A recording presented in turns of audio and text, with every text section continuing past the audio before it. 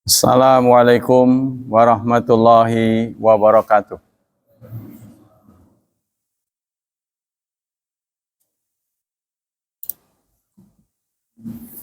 Innal hamdalillah nahmaduhu wa nasta'inuhu wa nastaghfiruh wa na'udzu billahi min syururi anfusina wa min sayyiati a'malina. May yahdihillahu fala mudhillalah wa may yudlil fala hadiyalah.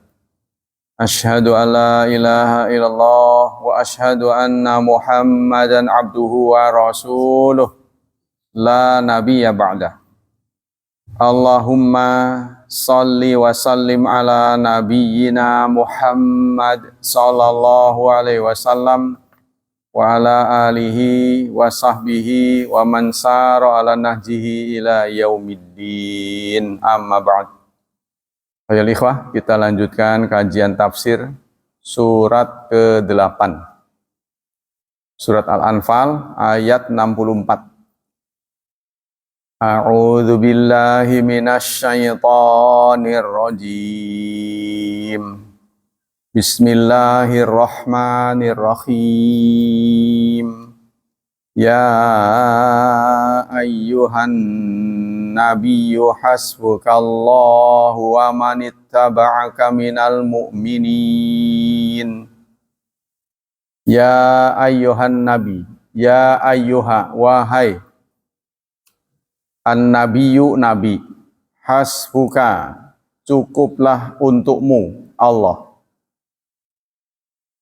wa manittaba'aka, dan orang-orang yang menyertaimu, minal mu'minin, dari kaum mukminin. Kalau dalam terjemah Kementerian Agama, hai Nabi, cukuplah Allah menjadi pelindung bagimu dan bagi orang-orang mukmin yang mengikutimu. Qala Muhammad Rashid Ridha lamma amara Allah Ta'ala rasulahu fil ayat wahid wa sittin, setelah Allah menyuruh kepada Rasulnya pada ayat 61, ayajnah lil silmi idza janahalal a'da, menerima perdamaian. Ya, menerima perdamaian jika musuh memang menghendakinya. Jadi kalau musuh menawarkan perdamaian, Allah meminta nabinya menerima. Wa kana junul a'da laha mazanatul khida wal makhar.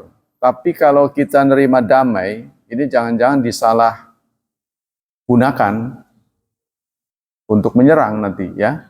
Jadi dia mau kalah malah nggak jadi nantinya. Kama taqaddama qariban minan tafsiriha, seperti yang sudah diurai pada tafsir sebelumnya, ya. Wa adau fil ayat isnaini wa sittin bi an yakfi amrahum. Pada ayat 62 ini, setelah 61 62, Allah menjamin apa yang mereka takutkan itu tidak akan terjadi. Jadi khawatir mereka akan berkhianat. Ya, kalau diberi peluang udah mau kalah, damai gitu kan. Nanti waktu damai dipakai untuk membangun kekuatan, nyerang. Nah, gimana kalau begitu? Nah, di sini Allah memberikan jaminan. Ini kayaknya nggak bisa seperti kita, ya. Karena inilah bukti mukjizat Rasulullah SAW. Bagaimana mungkin Allah memberikan jaminan kalau itu buat kita, ya. Mau kalah dia damai gitu kan. Terus ya kita terima. Setelah kita terima, dia membangun kekuatan, kita lagi lengah, dia nyerang. Nah, ini Allah menjamin tidak akan terjadi. Nah, itu hebatnya, ya, ini mukjizat. Kalau orang biasanya nggak mungkin. Bi ayakfiyahu idza aradu tawassul wasulhi, apabila mereka ingin memediasi dengan damai. Kalau mereka menawarkan perdamaian, terima aja. Mungkin kamu khawatir perdamaian itu akan disalahgunakan. Kami jamin tidak terjadi. Singkatnya gitu ayat ini. Al ghairiha minal idza wasyarr, atau mereka menyerang dan kejahatan lainnya. Wamtanna alaihim bima yadullu ala kifayatihi wa huwa ta'yidu lahu binasrihi. Allah memberikan anugerah kepada Rasulullah dengan jaminan akan membantunya. Kalau itu menjadi kekhawatiran, Allah jamin tidak akan terjadi. Ya, karena Allah Maha tahu ya. Walihaulal mu'minin alladzina allafa qulubahum alaihi fi halil harb. Dan juga kepada orang-orang mukmin yang sudah disatukan hatinya, yang tadinya mereka berseteru ya antara Aus dan Khazraj, dengan kehadiran Nabi mereka bersatu, insya Allah mereka juga dijamin oleh Allah. Tapi ini ada ada peringatan dari penafsir ya. Nanti akan disampaikan. Kahali silmi wa fi kulli hal, dan setiap keadaan, bukan saja pada waktu itu, dalam kondisi apapun, kalau mereka mengajukan perdamaian, terima aja. Insya Allah, Allah akan membackup apa yang akan terjadi. Wa ja'ala hadzal wa'da tamhidan lima ba'dahu min amrihi bi tahridhim al-qital. Dan Allah menjadikan janji ini sebagai tamhid, sebagai pengantar untuk perang. Nah, ternyata apa yang dikhawatirkan oleh Nabi terjadi. Walaupun Allah memberi jaminan pada saat itu, nanti pada akhirnya orang Yahudi berkhianat. Tapi Rasulullah sudah menyiapkan angkatan perang. Ya, nanti akan ada kitar setelah ayat ini. Indal hajat ilahi min bad'il adu bil harb. Ketika hajat menghajatkan perang, ya, maka dimulai dengan persiapan. Au khiyanatihim fi sulh, atau mereka khianat pada saat berdamai. Au naqdihim lil ahdi, atau mereka melanggar janji. Au ghairi dzalika faqala ya ayyuhan nabi. Maka di ayat ini Allah menyatakan, wahai nabi, cukuplah Allah ya menjadi penjaminmu. Ini mukjizat namanya. Kalau orang biasa mungkin susah ya. Nah, mereka sudah lemah, mereka damai. Begitu kita terima, mereka membangun kekuatan, kita lengah diserbu. Ini Allah menjamin tidak akan terjadi. Ai inna Allah Ta'ala huwa kafin laka. Artinya Allah menjaminmu. Kullama yuhimmuka min amri a'da wa ghairi. Apa-apa yang menjadi kekhawatiran, ya, yaitu urusan musuh. Nah, musuh ini kalau diterima, apa nggak dipakai kesempatan untuk membangun kekuatan? Itu Allah menjamin. Wa kafin lima ayyadaka bihim minal mu'minin. Dan Allah juga menjamin ya kepada orang mukmin. Apa yang dijamin yaitu tadi keselamatannya. Ya, jadi nanti ada ayat tertentu ya yang akan turun yang menjamin keselamatan Nabi Muhammad SAW. Ya, sebelum ayat itu turun, Nabi selalu dikawal. Lalu turun Allah ya'simuka minan nas. Allah menjamin keselamatanmu. Sejak itu Nabi membubarkan pengawalan. Ya, itu satu bentuk mukjizat itu. Kalau orang biasa nggak mungkin bisa. Ya, bisa menggerayangi masa depan, tidak akan terjadi pembunuhan. Seperti yang terjadi pada Nabi Isa kan, walaupun gagal. Nabi-nabi kan selalu berakhir dengan pembunuhan. Nabi juga lolos dari pembunuhan, yaitu dengan hijrah ya. Setelah hijrah, ini kejadian setelah hijrah. Setelah hijrah, Rasulullah membentuk, sahabat-sahabat membentuk pengawalan. Kemanapun beliau pergi, selalu dikawal. Tapi nanti ada ayat yang turun, Allah ya'simuka minan nas. Allah akan menjagamu dari gangguan manusia. Sejak ayat itu turun, Rasulullah membubarkan pengawalan. Ini belum ini, nanti. Fal hasbu fi tilkal ayat kifayatun bi khasatan bihi fi hali khasah. Nah, maka kecukupan pada ayat ini merupakan jaminan khusus pada Nabi dalam waktu tertentu. Nggak bisa dipakai semuanya. Ya, semua keadaan. Wa fi hadhihi kifayatun amatun lahu wa liman ittaba'u minal mu'minin fi kulli hal. Dan ini merupakan jaminan umum baik untuk Rasul maupun kepada pengikut-pengikutnya. Fi kulli halin, dalam setiap keadaan, min qitalin aw sulh, baik qital, perang maupun perdamaian. Jadi ayat ini memberi jaminan keselamatan Nabi dan keselamatan kaum mukminin. Ya fi bil adu au yakhun, baik musuh itu menepati janji atau berkhianat. Keselamatan Rasulullah dan sahabat dijamin oleh Allah. Wa fi ghairi dzalika minasyu'un, dan lain sebagainya. Wa yahtamil ayakuna atfu ala makna wa hasbuka man ittaba'aka minal mu'minin.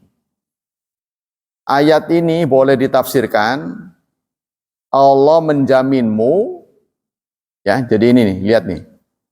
Wahai Nabi, ya, Allah menjaminmu dan pengikutmu. Nah, ini yang menjamin keselamatan Nabi, Allah dan kaum mukminin.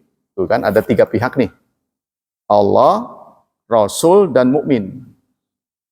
Yang menjamin keselamatan Nabi ini Allah dan mukmin, ya, atau Allah saja. Ini satu. Yang kedua, apakah Allah yang menjamin Nabi dan mukminin? Ini ada 2 tafsir. Ya, ulang ya. Jadi artinya A, kalau ibaratnya A, Allah ini A ya. Allah itu menjamin B dan C, ya, atau A plus B menjamin C. Ya, kalau ibaratnya A ini Allah, B itu kaum mukminin, C itu Nabi. Ini akan menyangkut akidah katanya. Ini membawa ke akidah. Jadi kalau kita meyakini Allah yang menjamin B dan C, menjamin kaum mukminin dan menjamin Nabi, itu akidah yang benar. Tapi kalau kita tafsirkan A plus B menjamin C, ini menyimpang akidahnya. Penyimpangannya di mana? Yang menjamin keselamatan Nabi adalah Allah dan kaum mukminin. Nah, ini salah. Ya, yang benar adalah Allah yang menjamin Nabi dan kaum mukminin. Jadi seakan-akan kaum mukmininlah yang bisa menjamin keselamatan Nabi, bukan Allah. Itu pada pendapat yang kedua, ya, pendapat yang salah. Aqulu wa hadzal ma'na qararahu Syekhul Islam Ibnu Taimiyah wa abtala muqabilahu. Nah, ini diakui oleh Syekhul Islam, pendapat yang pertama. Jadi Allah lah yang menjamin keselamatan mukmin, keselamatan Nabi dan keselamatan kaum mukminin. Bukan Allah dan mukminin yang menjamin keselamatan Nabi, bukan. Ya, nah, ini Syekhul Islam Ibnu Taimiyah mengatakan begitu. Fahtimalu atfi manitabaw minal mu'minin alasmil jalalah batil, maka mengatofkan, ya, menggabungkan Allah dan kaum mukminin yang menjamin keselamatan Nabi, itu pendapat yang batil. Faqulu manitaba rasul min jamil mu'minin fallah hasbuh, maka setiap pengikut Rasul, yaitu kaum mukminin, itu dijamin keselamatan oleh Allah, bukan orang mukmin yang menjamin keselamatan Nabi. Dalam kasus ini, tapi dalam berbagai kasus kan keselamatan pemimpin itu ditentukan juga oleh pengawal-pengawalnya. Pas Pampres lah gitu. Ya, pas Pampres itu dibentuk, awal mula itu di zaman Muawiyah.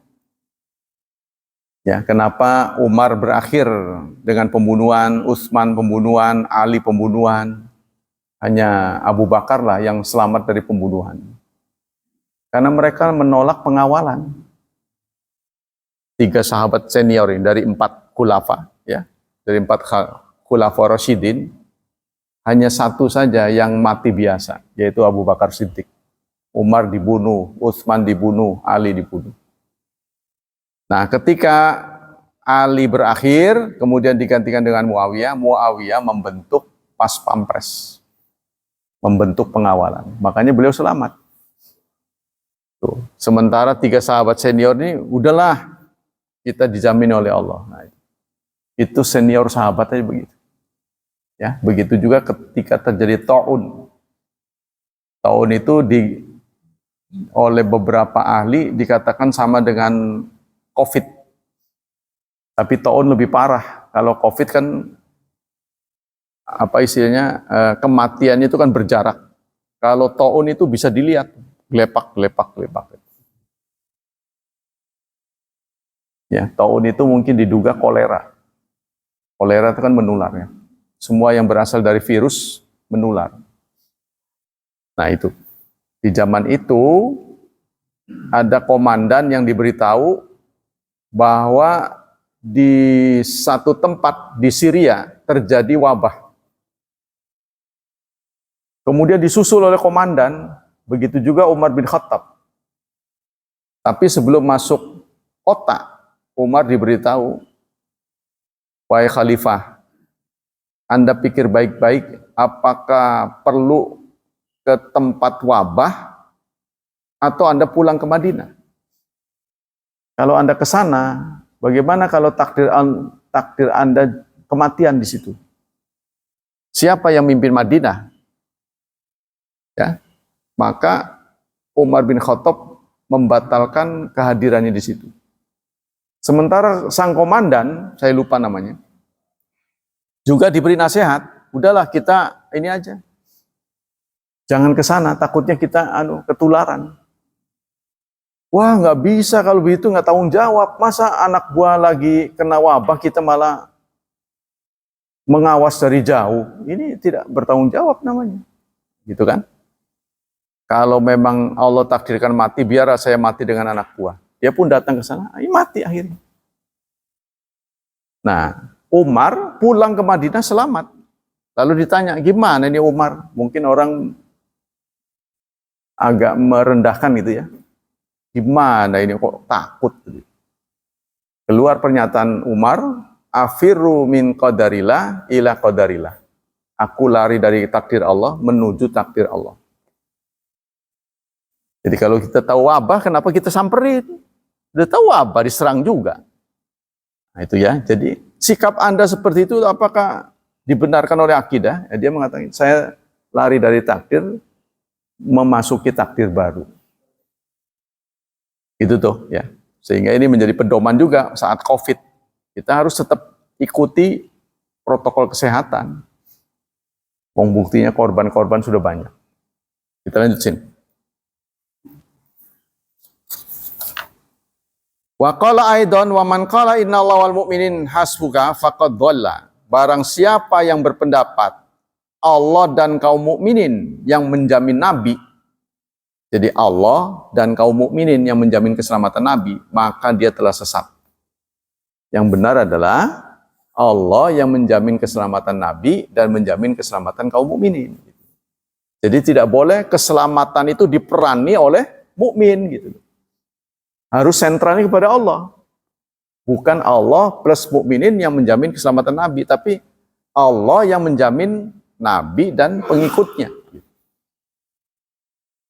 Bal qauluhu min jinsi qauli kafarah fa innallaha, bahkan kata Syekhul Islam Ibnu Taimiyah, kalau kita meyakini keselamatan Nabi itu ya karena pengaruh pengawalan dari kaum mukminin, itu sudah masuk ke kafiran gitu. Kata beliau, ya kalau keselamatan itu dinisbatkan kepada orang. Fa innallaha wahdahu wa hasbu kulli mu'min. Karena Allah saja, Allah yang tunggal yang menjamin keselamatan mukmin. Wal hasabul kafi kama qala ta'ala, seperti yang Allah firmankan dalam surat Az-Zumar, surat ke-39 ayat 36. Di ayat itu Allah mengatakan, alaihissallahu bikafin abdahu, bukankan Allah yang menjamin keselamatan hambanya. Ya, di ayat itu. Qala Sa'di, berkata Imam Sa'di, wa hadza wa'du minallahi li ibadil mu'minin al-muttabi'ini li rasulih. Ini adalah janji keamanan dari Allah kepada hambanya yang mukmin yang mengikuti rasulnya bil kifayah, dengan kecukupan, wan nusrah, serta pertolongan alal a'da, terhadap musuh. insya Allah keselamatan Nabi dan keselamatan kaum mukminin yang menjadi pengikutnya dijamin oleh Allah. Dan ikut aja perang. Fa'idha atau bil sabab alladhi huwal iman wal ittiba' fala budda ayyakfiyahum. Ini sebab ya. Jadi Allah selalu ketika akan mentakdirkan sesuatu itu harus ada sebab. Pada manusia ada sebab. Ya, contohnya Allah mampu mengingkari sebab, melangkai sebab. Contohnya Nabi Adam. Nabi Adam diberi ilmu oleh Allah tanpa sebab. Kalau kita kan berilmu ngaji dulu. Ya, kalau sekolah TK dulu, SD, SMP, SMA dan perguruan tinggi. Nabi Adam tidak melewati itu. Wa 'allama Adamal asma, langsung digurui oleh Allah. Gurunya langsung Allah. Tuh ya, instan. Begitu dicipta nggak lama terus pinter. Itu yang disebut dengan ilmu laduni katanya. Langsung pinter. Jadi nggak perlu SD, TK, SD, SMP, SMA, nggak perlu. Nggak ada sekolahnya Nabi Adam. Dengan penguasaan ilmu Nabi Adam, malaikat pun mengakui subhanaka la ilma lana. Padahal malaikat sudah dicipta jauh sebelum Adam. Tapi begitu, coba sebut ambihum bi asmaihim, coba sebut nama-nama. Malaikat langsung merasa kurang. Subhanaka, maha suci engkau, la ilma lana, tidak ada ilmu bagi kami illa ma'alam tanah, kecuali yang sudah diajarkan. Ilmunya nggak nambah-nambah segitu doang. Tapi begitu Adam, ya Adam, hai Adam, ambihum, coba beritahu nama-nama. Maka inilah yang disebut dengan informasi. Amba. Amba itu kan informasi. Salah satu nama surat, namanya surat An-Naba. Info. Nah, informasi itu sangat berharga sekarang. Ya, teknologi informasi. Nah, sekarang itu. Ya, sekarang kita udah tahu lah. Kecanggihan kita ini karena informasi. Makanya pakai apa itu namanya? Pakai fiber. Ya, kecepatan info tuh. Kalau dulu kan pakai tembaga. Jadi penyaluran lewat tembaga itu kalah cepat dengan fiber. Fiber tuh kaca ya. Kaca itu. Nah, itu nggak boleh masuk ke nadi, itu bahaya. Kalau sampai pecah masuk ke nadi, dia masuk ke jantung. Makanya tukang-tukang telepon itu hati-hati benar. Yang sekarang buat wifi itu sambungannya kan kalau peletik itu kaca itu. Jadi untuk ngukurin nyambung apa enggak dia pakai alat, ketahuan kayak darah. Oh, ini enggak nyambung sini. Kalau dulu kan pakai tembaga, kabel ya. Kita lanjut. Selanjutnya ayat yang ke-65. Ya ayyuhan nabiyyu harridil mu'minina 'alal qital. Wahai Nabi, harridil, kobarkanlah semangat kepada kaum mukminin 'alal qital, atas qital. Kobarkanlah semangat untuk perang. Tuh, di ayat ini begitu. Tadi kan sudah kalau mereka menawarkan perjanjian, terima.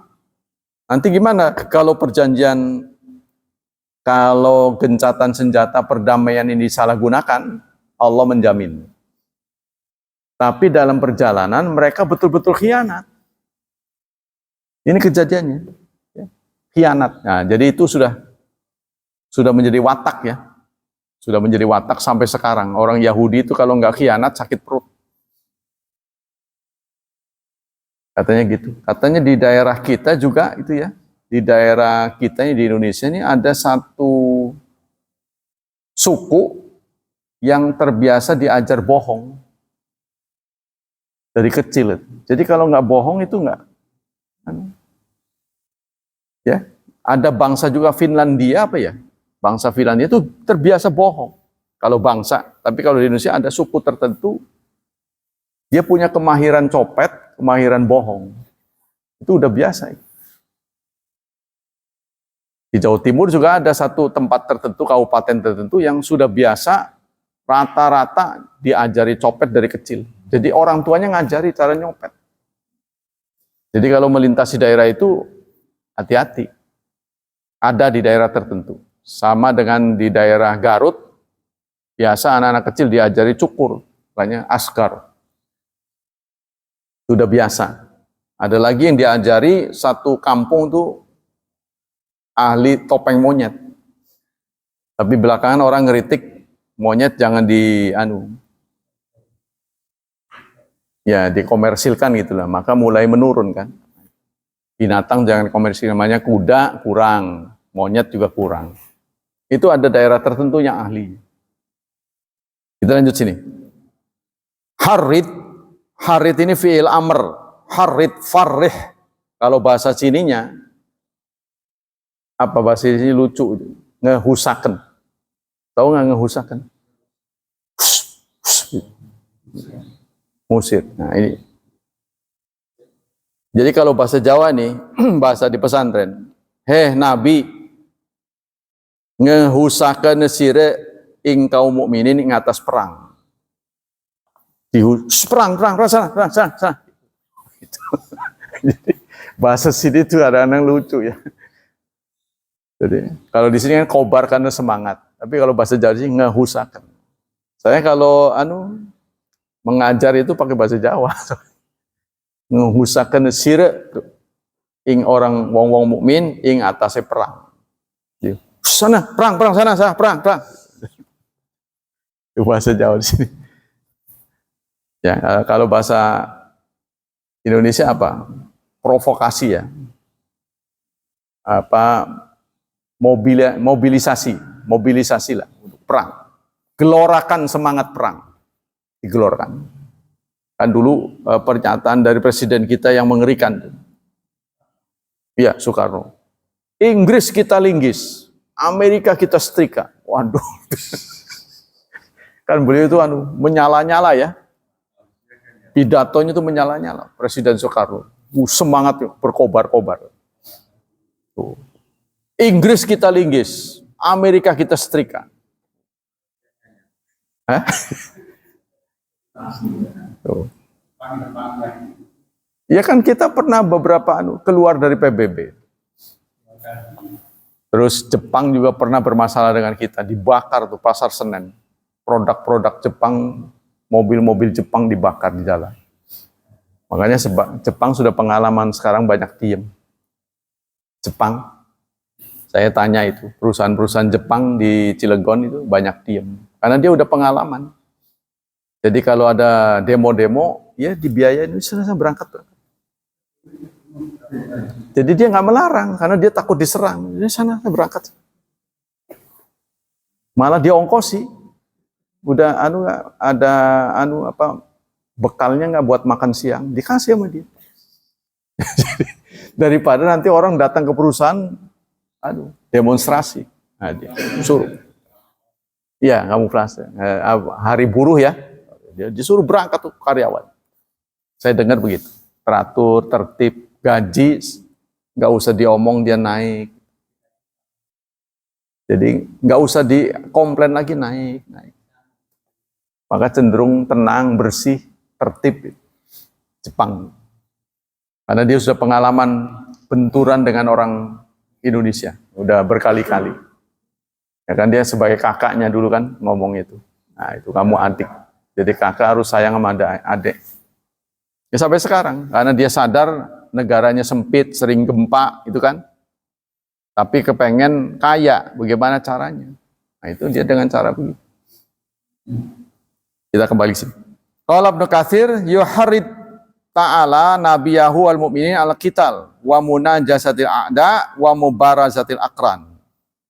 Kata Ibnu Katsir, pada ayat ini Allah yang meminta nabinya untuk mengobarkan semangat perang kepada mukminin, ya, kepada beliau dan kepada mukminin. Allah mengobarkan semangat kepada nabi dan kepada mukminin untuk perang.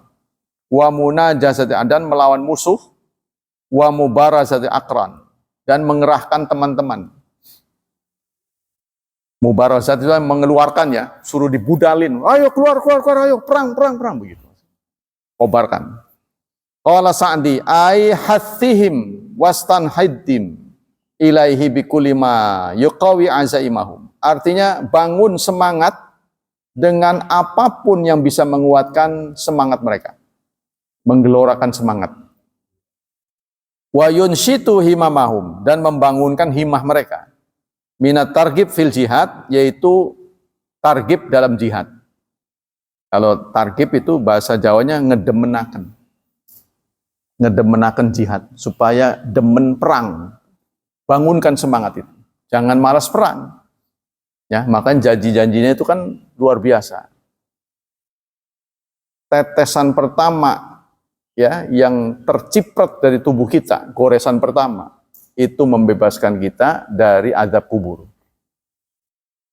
Janji-janji dari Rasulullah ya. Jadi kalau kita kita kena tubuh kan perang, tetesan yang terciprat itu sudah membebaskan dari azab kubur. Nah, ini dikepengeni oleh banyak sahabat. Dikepengeni oleh banyak sahabat sehingga waktu itu ada sahabat yang terluka. Ya, terluka terus diobati. Malamnya Rasulullah mengatakan perang sudah berhenti. Ini adalah sudah berakhir. Jadi sudah tidak ada perang lagi. Sementara sahabat menginginkan mati syahid. Saya lupa nama-namanya. Waduh, kalau sudah nggak ada perang lagi, itu artinya nggak ada kesempatan syahid. Lalu dia minta, ya Allah, biarkan luka ini sampai kepada kematian. Sebab dia perang terakhir. Rasulullah mengumumkan udah nggak ada perang lagi. Ini perang terakhir. Nah, dia luka. Ya Allah, biarkan luka ini terus sampai kematian. Tuh. Yang malamnya sudah mampet, besok paginya di tenda itu penuh dengan darah. Jadi rupanya lukanya terbuka lagi. Ya, Allah mengabulkan permohonan. Sebab yang mati, yang menjadi korban itu sampai berapa hari direken syahid. Jadi maksudnya begini, orang yang menjadi korban perang sampai berapa hari dianggap syahid tuh. Ya, contohnya dia pakpiku berapa hari ini, 10 hari perang. Terus hari ini berhenti. Kan luka nih yang luka ini. Ya kan? Nah, ini rekenannya berapa hari korban-korban ini tetap dianggap syahid. Kan dia dari lukanya karena perang. Ya, nggak bisa terlalu panjang, setahun contohnya. Ayo, perangnya kapan, matinya kapan? Nggak bisa dianggap syahid terus. Maka ada ketentuan itu berapa hari setelah selesai perang, yang meninggal itu tetap dianggap syahid. Maka ada sahabat yang berdoa, ya Allah, biarkan luka ini tidak sembuh dan berakhir dengan kematian. Dan itu Rasulullah mengumumkan sudah berakhir perang. Ya, jadi sahabat ini merindukan mati syahid. Kan orang kalau merindukan mati syahid berarti berani mati itu. Nah, maka kalau orang sudah berani mati, orang menganggap duang gitu. Bukan orang ini sudah. Kalau dia udah istilahnya udah bosen hidup, udah nggak mau hidup milih syahid, wah udah nggak bisa dilawan orang seperti itu. Ya kan? Makanya pasukan Islam ini keren waktu itu. Sangat ditakuti. Ya itu makanya baru pakai siwak aja dianggapnya ngasah gigi. Ya, jadi sangat ditakuti pasukan Islam itu. Nah, kita lanjutkan. Ini pada ayat ini ada targhib wa tarhib. Nah, targhib itu ngedemenaken, tarhib ngewedekaken. Ya, jadi hidup ini kata ulama harus ada targhib dan tarhib. Ya, harus ada optimisme dan pesimisme. Tapi harus balance. Kepada orang yang harapan hidupnya sudah tipis, harus lebih banyak optimis. Kepada orang yang hidupnya panjang, harus dibuat pesimis. Diwedek-wedekaken. Pada anak muda, awas sih, kalau kamu serampangan, nanti kamu akan menyesal di masa tuamu. Harus diberi gitu. Awas nanti kalau kamu tamat tapi tidak berkualitas, ngelamar kerjaan susah. Harus rajin. Nah, kepada anak muda begitu. Tapi kepada orang tua, harus diberi optimisme. Yang sabar ya, kita memang begini ditakdirkan. Mau kaya nggak kaya-kaya, gimana? Udah tarung gitu. Ya sabar saja, kita menerima takdir. Mudah-mudahan kita kaya di akhirat. Begitu tuh. Kepada yang sudah tua, yang harapannya ada jangan terbalik. Ya, ketika kita mendengar keluhan orang sakit, orang tua, aduh iya saya mudanya serampangan, sembrono, aduh saya menghabiskan waktu untuk maksiat. Maka saya jadi begini. Nah, makanya udah tahu dulu, ya itulah akibatnya begini. Itu nama ditakut-takutin itu. Diamblesin bisa. Jadi kita nggak boleh, harus memberikan pengharapan, namanya roja. Khauf dan roja. Jadi khauf itu tarhib. Roja itu namanya target. Kita harus mengeluarkan kata-kata yang bikin orang seneng. Ya, ada juga peringatan-peringatan pada yang muda. Nah, ini harus balancing katanya. Maka kata Imaduddin Abdurrahim, manusia pada umumnya kalau ditanya kemungkinan itu harus menempatkan diri 50-50. Contohnya, Pak Mul ditanya, berapa persen kemungkinan Pak Mul masuk surga? Kalau ditanya begitu tuh, ya kata Imaduddin Abdurrahim, secara psikologis sebaiknya jawabnya 50%. 50-50. Kalau ada orang jawab, Anda tanya saya, berapa persen kemungkinan 99,99, itu contohnya begitu. Ini terlalu pede. Nanti dia beramalnya sembarangan. Udah surga saya mah. Pasti ini mah. Ya kan? Sebaliknya, kalau kita jawabnya, saya ya. Aduh, kalau ditanya surga mah kemungkinannya jauh. Nah, ini membuat putus asa. Nah, yang benar bagaimana? Yang benar itu ajaran Quran. Ajaran Quran itu bahwa orang Islam sepanjang surat 682 ya, sepanjang dia tidak menodai keislamannya dengan musyrik, dipastikan masuk surga. Pasti masuk surga. Cuma waktunya ini loh. Waktunya ini yang beda-beda. Muslim dengan muslim, semua pada akhirnya masuk surga. Cuma waktunya beda-beda. Nah, yang waktu duluan itu diberikan kepada orang yang berprestasi. Nggak enaknya nunggunya itu di neraka, gitu doang. Lah itu, orang enaknya kuen doang. Ya memang dijamin masuk surga, tapi mengkot dikit. Nah kita ini nunggunya ning neraka dikit. Itu nggak enak.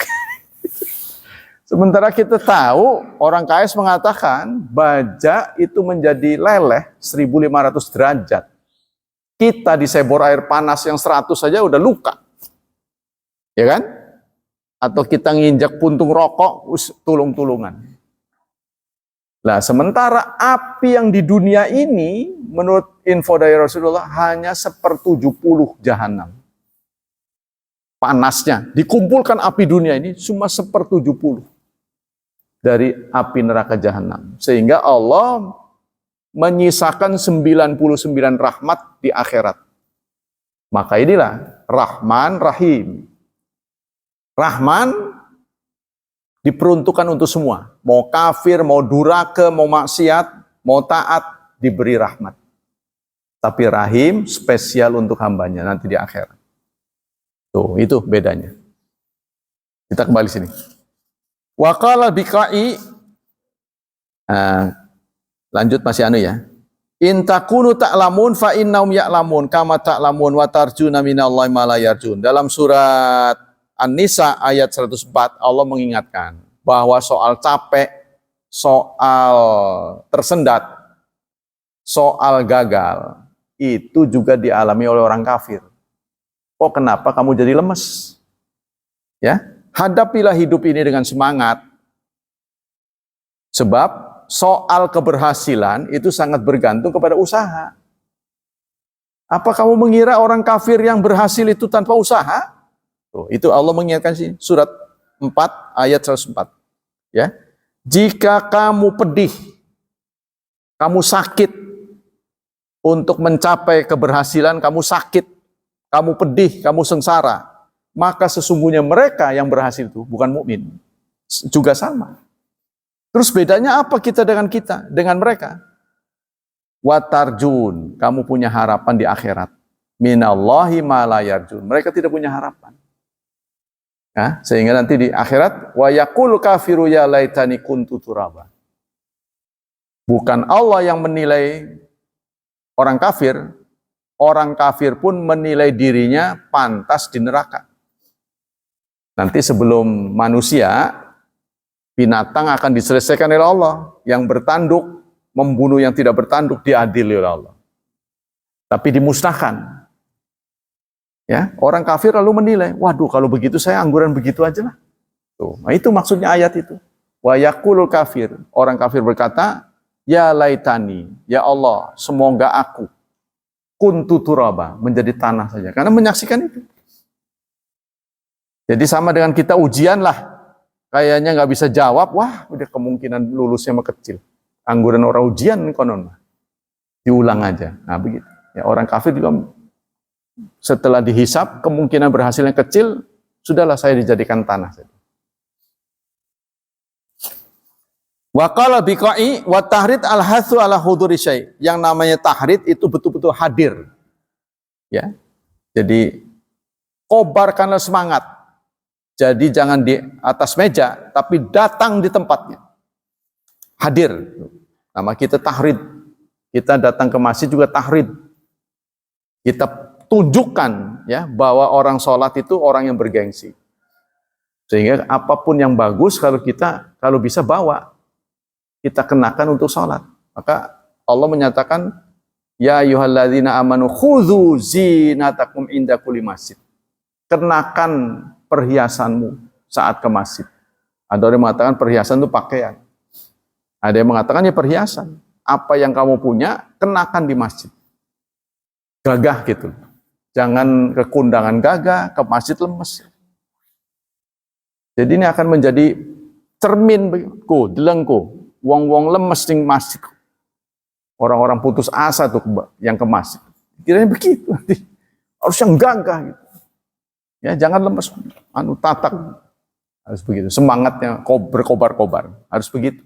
Sebab kalau kita nggak bisa bicara, dakwah kita itu bilhal. Dengan sikap. Tapi kalau kita setiap sholat lemes, nah orang lihat, kumpulan orang-orang putus asa tuh yang ke masjid. Begitu. Tuh, orang pengangguran itu nggak ada kerjaan, jadi makin ke masjid terus. Gitu. Semakin benar itu pendapatnya. Sebenarnya kita kan warawiri 5 kali, bukan sekali doang. Sehari semalam 5 kali warawiri ke masjid. Kata orang, uang orang jelas pun. Karena di dunia ini nggak ada satu tempat dihadir 5 kali, Anda bayangin aja. Coba sekarang Anda tunjuk selain masjid ya, pasar Kerangkot, 5 balance sedina sewengi. Kayaknya orang nggak waras, orang pasti begitu. Belanja enggak, itu enggak. Mending kalau bawa sejadah, pulang bawa karpet. Ini datang nggak bawa apa-apa, pulang nggak apa-apa, itu kan. 5 kali sehari, dan itu berlaku seumur hidup, saudara. Bukan seminggu doang. Seumur hidup Anda akan datang ke masjid 5 kali sehari semalam. Tuh, makanya orang ngewadani di luar. Nah, itu nggak usah kita peduli. Ya, tidak harridil ala mu'min. Nah, nanti kita akan memetik hasilnya. Kata orang tuh kecanduan, kecanduan. Jadi agama dianggapnya candu. Ya. Itu orang pengangguran, makanya dia suka ke masjid. Kenapa ya itu rajin? Nganggur gitu. Terus bodoh, itu dianggap itu pokoknya yang kelas-kelas lah. Buangan-buangan, itu orang pembuangan dianggap. Nah itu kesan itu harus kita hilangkan. Seperti yang saya katakan, kalau kita tidak terlalu ada gesekan, karena tetangga kita muslim, tapi kalau Anda bertetangga dengan non-muslim, kehadiran kita, penampakan kita yang gagah, itu sangat berarti. Karena kan kita warawiri di depan dia. Pengangguran itu mah, warawiri nggak jelas. Tapi kalau kita datang dengan mobil keren, diparkir, Ya, bukan sepeda boot, keren. Wah, bisa kaya ya orang sholat. Jadi berpikir lain. Itu soalnya terjadi di tempat lain, saya saksikan betul. Sampai mereka melarang adzan. Tapi begitu lihat, yang hadir kaya-kaya, mereka berpikir mau ngelarang juga. Itu. Kalau kita kan nggak kerasa, karena kita sesama muslim kan, tetangga kita. Tapi itu pun akan memberikan arti orang yang nggak sholat jadi keder. Wonge sugi, ramah, loman, rajin sholat. Itu kan semuanya sempurna. Tapi kalau jangan sampai yang ngisi pengangguran pun udah pensiunan, pantesan aja suka ke masjid. Itu jadi alasan gitu ya. Nah, itu tidak boleh ada. Nah, sekarang kita ke pelajaran lain.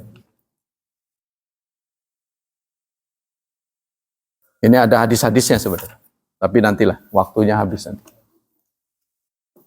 Bismillahirrahmanirrahim.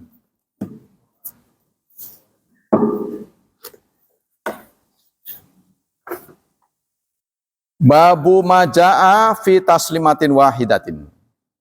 Bab tentang satu salam. Ya.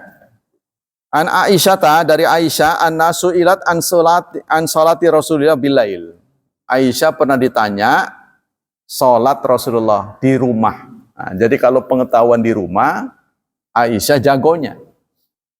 Tapi tidak boleh menjadi cermin keseluruhan, karena penampakan Nabi kan bukan di rumah saja, ya. Dan beliau sering bermasyarakat. Aisyah kurang, karena perempuan kan memang zonanya terbatas. Nah, dia pakai cadar, dia nggak boleh sering bergaul dengan laki-laki kan. Sehingga momen-momen Rasulullah di luar rumah juga banyak yang tidak di-cover oleh Aisyah. Tapi kalau urusan indoor, Aisyah jagonya. Ya, dia kalau ngeritik tuh pasti orang minggir karena dia yang paling tahu. Ya, contohnya tentang yang pernah saya katakan, Umar pernah mengimbau, saudara-saudara, kalau mandi junub yang hati-hati ya, itu harus diusek-usek tuh kepalanya supaya air masuk ke pori-pori kepala. Aisyah tunjuk jari. Wahai Umar, saya pernah mandi junub bersama Rasulullah. Saya rambutnya tebal dan saya tidak buka gelung saya. Ada kan rambutnya panjang jadi nggak dibuka ikatan kepalanya. Rasulullah tidak komen apa-apa. Rasulullah tidak menyuruh saya membuka gelung. Umar salah, Aisyah benar. Nah, itu karena urusan dalam. Nah, ini juga sama, pemandangan Aisyah terhadap kegiatan sholat mandiri Rasulullah di rumah. Ya. Kata Aisyah, karena yusali saman rakaat. Beliau menjalani sholat 8 rakaat. Rasulullah menjalani sholat 8 rakaat. Yaqra fihi nabi fatihal kitab. Masing-masing rakaat beliau baca Fatihah. Ya. Wa masya minal Quran, dan setelah baca Fatihah dan apa yang beliau mau dari Al-Quran, ini suratnya. Fala yaqudu fi syai'in minhunna illa fi tsaminah. Beliau tidak duduk setiap ganti rakaat, enggak duduk, terus bablas 8. Kemudian beliau duduk di rakaat yang ke-8. Tuh. Fa inna yaqudu fiha, beliau duduk di situ fatasyahad, lalu beliau tasyahud. Summa yaqumu wa la yusallim, kemudian setelah 8 tasyahud beliau berdiri tidak salam. Ya, setelah 8 beliau tasyahud, lalu beliau berdiri tidak salam dulu, belum salam. Fa yusalli raka'atan wahidatan, kemudian beliau sholat lagi 1 rakaat. Summa yajlis fayashhad wa yad'u summa yusallimu taslimatan wahidatan. Kemudian beliau duduk, tasyahud, berdoa, dan beliau salam sekali. Assalamualaikum. Gimana prakteknya? Beliau melakukan sholat witir 9 rakaat sekaligus. Nah, ini yang diperkenalkan oleh Aisyah. Beliau melihat salah satu bentuk sholat malam yang dilakukan oleh Rasulullah adalah 9 rakaat. Bablas 1 sampai 8 bablas, beliau tasyahud awal. Di 8 itu tasyahud awal. Sama dengan ini, sholat maghrib ya, kayak sholat maghrib. Tapi berhenti di yang ke-8. Tuh.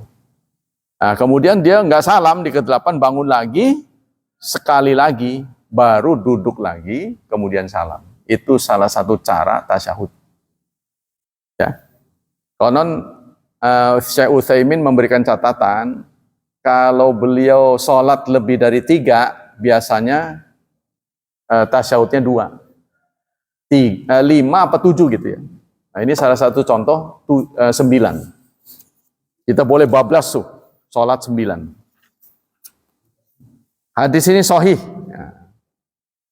Kemudian ada lagi, ma ja'a mina mushaf hadfus salam wa huwa takhfifu. Nah, termasuk yang dianjurkan tadi itu ya, cara-cara Nabi. Rawa an Abu Hurairah an Abi Hurairah qala Rasulullah sallallahu alaihi wasallam, Rasulullah bersabda, hadfus salam sunnah. Kalau kita melihat kata-kata yang terdapat dalam hadis ini, hadfus salam sunnah, membuang salam adalah sunnah. Nah, tapi jangan disalahartikan membuang daun salam ya. Ya kan? Nanti meletik salam buang. Apa-apa dibuang? Sunnah katanya. Karena ngaji di subuh hari, wah jadi petaka saya. Sesat. Ya. Apa maksud dari hadis ini? Diriwayatkan oleh Abu Dawud, hadis 1004 dari Ahmad bin Hambal. Haddatsani Muhammad bin Yusuf Al-Qirbani. Haddatsana Auza'i an Qurrah. Kemarin di hari Selasa disebutkan mempelajari hadis itu dari 2 jurusan, ya. Pertama riwayat, kedua dirayah. Riwayah dan dirayah. Kalau riwayat itu matan hadisnya, redaksi hadisnya. Kalau dirayah itu mempelajari siapa pembawanya, yang ngomong siapa. Ya, sebelum sampai kepada Nabi, si A dari si B dari si C dari si D. Diperiksa betul sih, A ini siapa, B ini siapa, D ini, apakah mereka berhak termasuk orang yang valid atau tidak.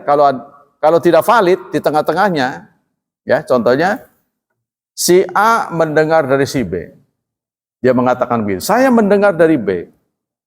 Begitu diperiksa, ternyata A dan B ini nggak pernah satu masa. Ya, contohnya ketika A mengatakan saya mendengar dari B, saat A hidup, si B udah meninggal. Dia meninggal tahun sekian, dia ngomong mendengar. Gimana ini? Berarti ada putus di tengah-tengah. Ada orang yang tidak disebut ini. Pasti si A dari A1 baru dari B. Tuh. Ada yang hilang. Ini diperiksa. Kalau nggak ketemu, maka hadis ini diturunkan derajatnya menjadi dhaif. Tuh gitu. Bukan mengingkari omongan Nabi, bukan. Tapi dari orang-orang yang menyampaikan berita. Nah, kalau hadis mengalami pemeriksaan seperti itu. Kalau Quran tidak. Kan tidak ada Quran dari A, si B, si C, si D, Nabi bersabda, Allah berfirman, nggak ada begitu kan. Kalau Quran sampai Al-Fatihah sampai Anas bebas. Karena dia mutawatir. Berbeda dengan hadis. Kalau hadis itu ada perawinya. Nah, kita kembali sini.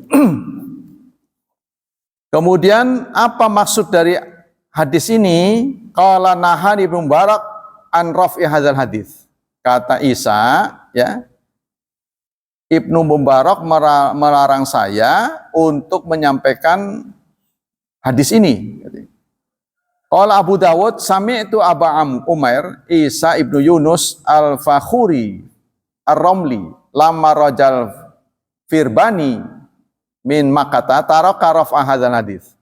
Setelah Firbani pulang dari Mekah, beliau tidak menceritakan hadis ini. Jadi hadis ini kemudian dirahasiakan. Kenapa ya? Nah, ini akan kita sebut. Warawat Turmudi, sementara At-Turmudi ya pada nomor hadis 297 dari Ali bin Hajar, akhbarana Abdullah bin Mubarak wa Haqqal bin Ziyad anil Auza'i bi isnadi an Abu Hurairah. Qala Ali bin Hajar, qala Abdullah bin Mubarak, yakni alla yamuddahu maddan. Artinya kita jangan memanjangkan salam. Menurut hadis ini, hadfus salam sunnah, memendekkan salam. Artinya begini, nggak boleh assalamualaikum warahmatullah. Tidak boleh. Sunnahnya itu biasa saja kita kalau ngomong assalamualaikum warahmatullah. Assalamualaikum. Sama dengan kita salam, assalamualaikum warahmatullahi wabarakatuh. Ya, kalau nggak pakai wabarakatuh berarti assalamualaikum warahmatullah. Nggak boleh assalamualaikum warahmatullah. Nah, itu. Sunnahnya pendek. Tapi pendek bukan berarti direm. Assalamualaikum warahmatullah. Itu tetap ada madnya. Warahmatullah. Biasa kalau ngomong. Ya. Kan kita suka dengar tuh dipanjangin. Assalamualaikum warahmatullah. Sunnahnya itu pendek. Tapi pendek bukan menghentikan mad. Ya biasa aja kalau orang ngomong. Assalamualaikum warahmatullah. Assalamualaikum warahmatullah. Jadi nggak boleh. Assalamualaikum warahmatullah. Itu tidak sunnah. Nah itu makanya. Ini dikritik oleh para ahli-ahli. Praktek begitu dikritik. Ini, ya saya periksa ini. Saya juga agak mendengar hadis ini. Tapi hadfus salam sunnah itu hadisnya sahih. Ya, diriwayatkan Abu Hurairah, di Abu Dawud, Ahmad bin Hambal. Ini. Jadi ada dua praktek orang yang salah. Salamnya dipanjangin, ohnya dipanjangin. Jadi menurut beliau tidak sunnahnya. Assalamualaikum warahmatullah. Itu berarti lamnya dipanjangin. Ya, atau dua-duanya. Assalamualaikum warahmatullah. Itu lebih parah. Atau assalamualaikum warahmatullah. Nah, itu juga nggak sesuai sunnah. Nah, sunnahnya adalah assalamualaikum warahmatullah. Biasa saja. Jadi nanti ada gandengannya nih, takbir dan salam. Jadi Allahu Akbar. Nah, itu tidak disunahkan. Intikal ya. Di sini ada hadisnya. Kata di sini, kata Ibnu Hajar, yakni alla yamuddahu maddan, jangan dipanjangkan. Qala Turbudzi hadza hadisun hasan sahih. Wa huwa alladhi yasahibu alul ilmi. Jadi kita mendapatkan keterangan dari buku ini praktek-praktek yang kadang-kadang kita belum tahu. Ya, seperti kemarin yang dicontohkan oleh Pak Sumedi itu. Nah, orang heran, loh kok begitu ya? Ada keterangan. Sama dengan ini, ya, dia mengkritik salam dan mengkritik itu tadi takbir. Nanti di hadis yang lain takbir disebut. Tuh. Wa qala Daruqutni fil Ilal wa sahih anil Auza'i annahu waqufun ala Abu Hurairah. Lalu oleh pengarang buku ini, hadfus salam maknanya itu alla yamudda bitulihi, jangan dipanjangkan. Jadi biasa saja kayak orang ngomong assalamualaikum warahmatullah. Jadi jangan assalamualaikum warahmatullah. Tidak sunnah, tapi tidak batal sholatnya. Cuma nggak sunnah. Ya, Nabi sendiri mengatakan hadfus salam sunnatun. Memendekkan salam itu adalah sunnah. Babu man ahdatha fi salat kaifa yansarif. Nah, berikutnya adalah orang yang hadas lagi sholat berhadas, buang angin. Bagaimana cara menghindari keluar dari shaf? Nah, ini akan disampaikan.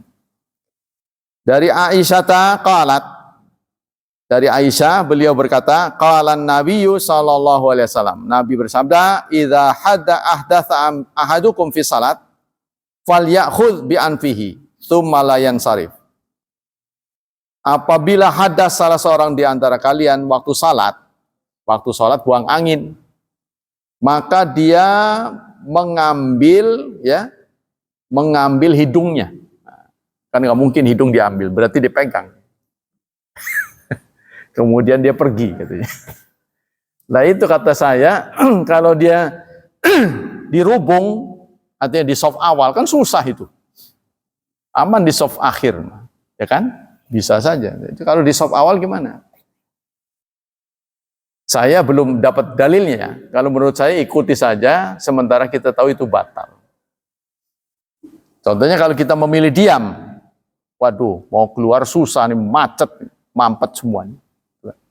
Kita ada di soft awal, sementara barisannya cukup panjang.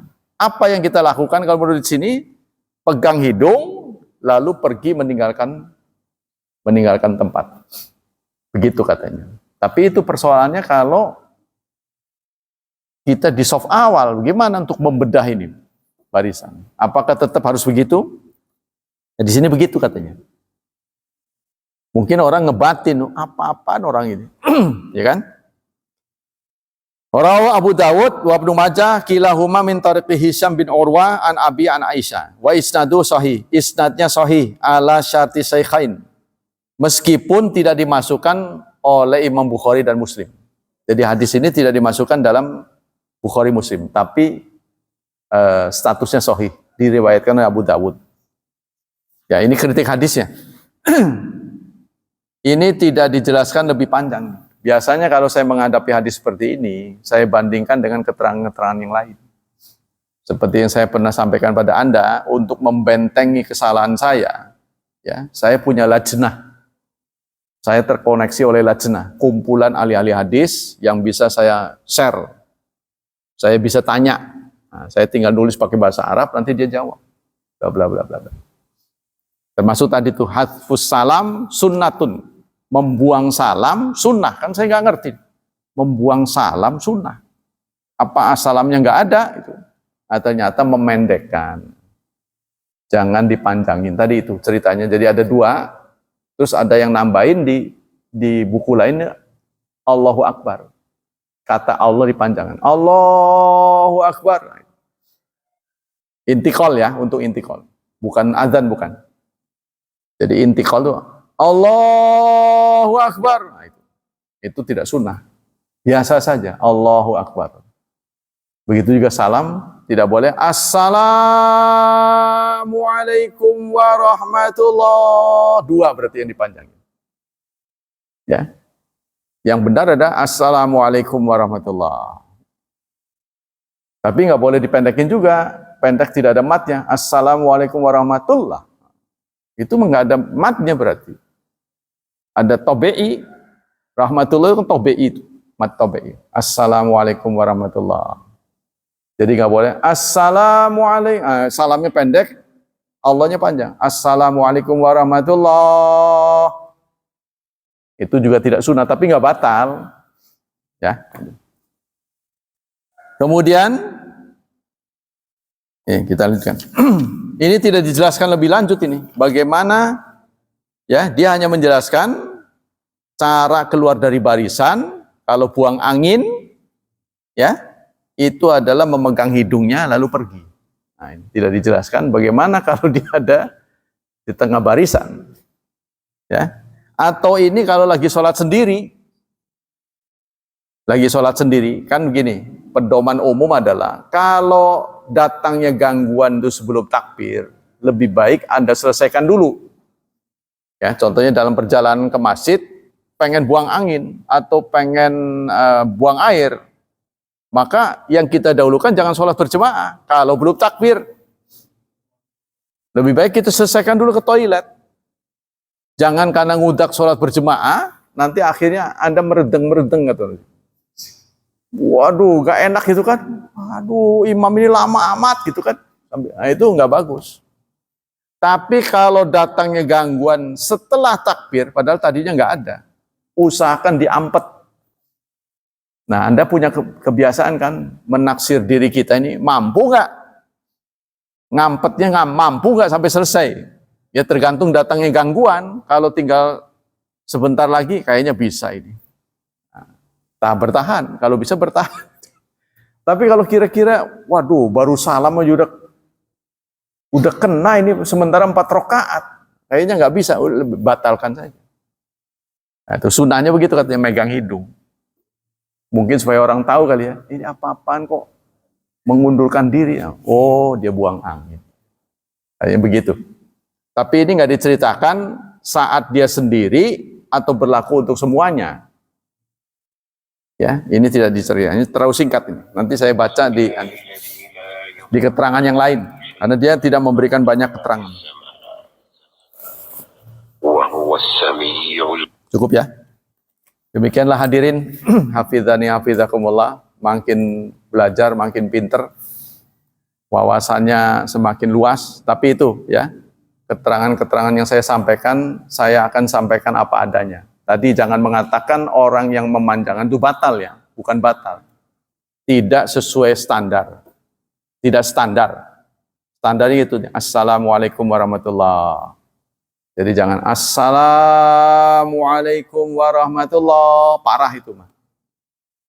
Ya. Yang benar itu Allah. Jadi gitu. Al. Kalau orang Arab tuh menyebut L itu rada tebel, al. Biasakan al. Memang latihan di pondok juga begitu. Coba mulutnya. Kalau nggak bisa pencet. Al itu orang Arab tuh Allah. Jadi bukan Allahu Akbar, bukan au. Semoga Allah melimpahkan pahala yang berlipat untuk kita. Semoga Allah tetap berkenan melindungi dan menyelamatkan kita dari wabah dan fitnah, dari syubhat dan syahwat. Dan kita selalu berdoa untuk anak-anak kita. Semoga hidup mereka dimudahkan, diberkahi, serta ditakdirkan Allah menjadi hambanya yang salih dan salihat. Subhanakallah wa bihamdika. Asyhadu an la ilaha illa anta astaghfiruka wa atubu ilaik. Wassalamualaikum warahmatullahi wabarakatuh.